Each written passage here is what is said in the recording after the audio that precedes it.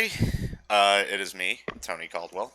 I am here today to announce that my new book, Behind the Brass Curtain, is now available for purchase at Amazon.com. There will be a link in the description below for how you can go there and purchase your paperback copy. I am only releasing it in paperback this time. There is no Kindle version. There might be at some point, but as for right now, I'm sticking to paperback. Um, this one took me quite a long time to work on, just like Zero did. If you're interested, Zero, if you have not read it yet, it is part of the same series. Now, this book takes place 10 years before the events of Zero. Okay, so you will definitely get something out of reading Zero um, if you read it first and come to Behind the Brass Curtain. Um, there are some, linking factors. However, these books are written to where the greater majority of the book is a standalone story, and you don't necessarily have to read the one before it.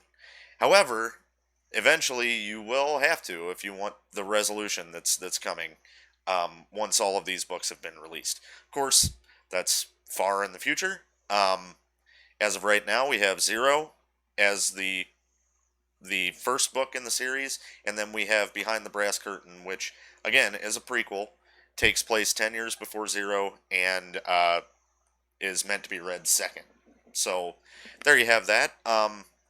This one, man. So I worked on it for quite some time. Of course, I had this story in my head, not exactly as it's written now, of course, because things change. But I had this story written in my head as I was working on Zero and promoting Zero, which was 2 years ago. So, um, yeah, it's been a long process. I'm really proud of this one, though. I had so much fun writing this one. The emotional roller coaster with these characters and the things that they have to go through. And if you know me at all, I get very attached to the stories I write and the characters that come out of my brain. Um, there is, of course, one little caveat. So for avid readers, this probably won't be a problem. But for those of you who read Zero, Zero was somewhat short. Um, I believe it came in at 40,000 words or so, something like that. This one is 160,000 words. So um, just for reference, let me go ahead. I will grab my proof copy that I have right here. This is my first not for resale banded proof copy that I received from Amazon.com. And as you can see, it is not short. So um, you're definitely gonna get everything this book is worth out of reading it. This I can't believe this whole thing was in my brain, but yeah, I'm really excited to put this one out because it's very different from Zero. Zero was sort of a bottleneck situation. Uh, it was kind of a very linear plot. This has so much in it. Um, but I promise you it's worth it, and you'll really enjoy the characters. You'll enjoy the setting. I hope. Um, and I just can't believe I went ahead and did this again. I'm so ready to keep. I'm never gonna stop writing books, and they're gonna keep coming out. And as long as you guys stick to reading them, I'll keep writing them. And even if you didn't, I will. It's just how I am. But yeah, the link in the description will take you to where you can purchase this book in paperback. Again, I do not know whether or not I'm going to do Kindle. Probably at a later date, if there's enough demand for it. Um, and between now and then, I'll probably be doing some sort of promotional stuff. Right now, we still have the dangers of COVID and everything out there. I do, however, I am about to go and get my second shot here in about a week or so. So that'll be great. I can't wait to be fortified, have my defenses fortified from this crap, and maybe start to get back to something that at least has some semblance of normalcy. But until then, I'm probably not going to be out doing book signings and things. But if I am, I will let you guys know. Of course, I've got to, of course, go down the list of people I have to thank because although the writing portion is all me, uh, the emotional support and everything else came from a lot of different places. So, first of all, I have to thank David Roman for doing the awesome cover art again. He was the one who did the art for Zero, and it was so awesome that I wanted him to come back and do this book. And the cover art just blows me away. Um, as I've told him before, I really respect his work and how he presents the art for my books because it is a fantasy sort of setting, and but the way that I like my artwork to be, I don't want it to come off as this is not a serious story, you know, because it's fantastical doesn't mean that it has to not be serious and real, right? So, and as you saw with Zero, if you did read Zero, it was very dark and it was very real. These characters have real things they have to deal with, and the story is serious as a heart attack, and especially in this one too. So I'm really glad that his artwork kind of brings out, you know, the fantastic setting, but keeps it, you know, very grounded in a real sort of story. So anyway, thank you to him. He's done an amazing job again this time, and hopefully he will in the future for more books.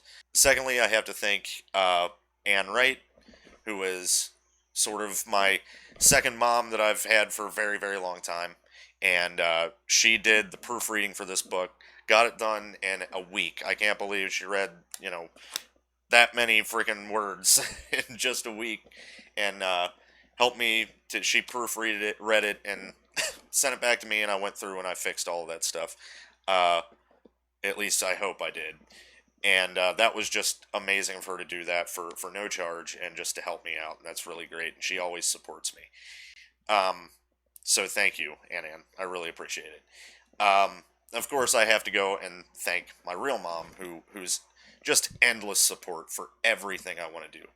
Every single thing that I set out to accomplish in life, she's always right behind me. Like, you can do it. I know you can do it.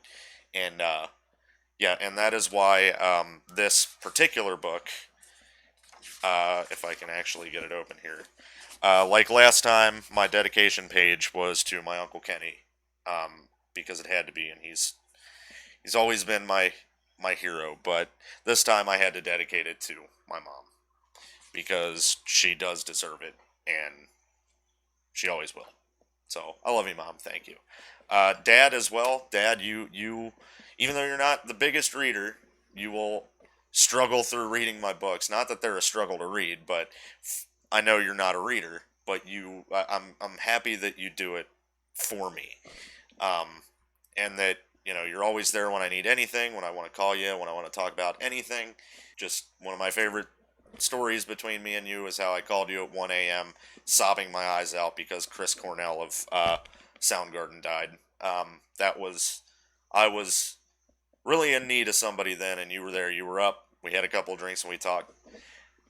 Always there for me, no matter how out there the reason is. So thanks, Dad. I love you too.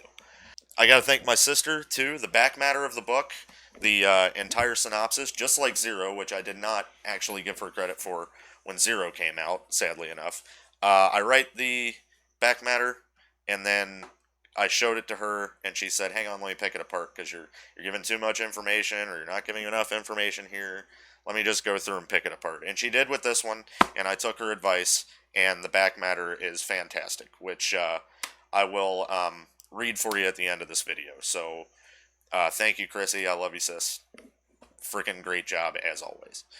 My best friend Jared, who has listened to me come into the bar, get plastered, get whatever, and just talk about ideas I had for this story, and serving me drinks when I come in and I'm depressed because of something happened to a character in here, and not being able to tell him because I don't want to spoil it, but just saying, dude, I really need, I need a friend and I need a drink right now, and he's there for that, just like he's always there, man.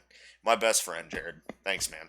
Outside of all that, man, I'm just really excited. I'm really excited to put this out there, and yeah, thank you guys so much if you purchase the book. Even if you don't purchase the book, if you just tell some people about it, people you know who are readers, stuff like that, that's really great for me.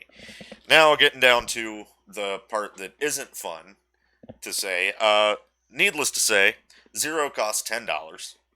It was my first book. It was pretty short. Was a reasonable amount of money. This one is 20. I had to do it. It's very big. It took up a lot of my time to write, a lot of my time to format. The formatting process was, oh my god. That's a story for another time. The formatting process drove me nuts this time because it's so big. Either way, yes, this one goes for $20.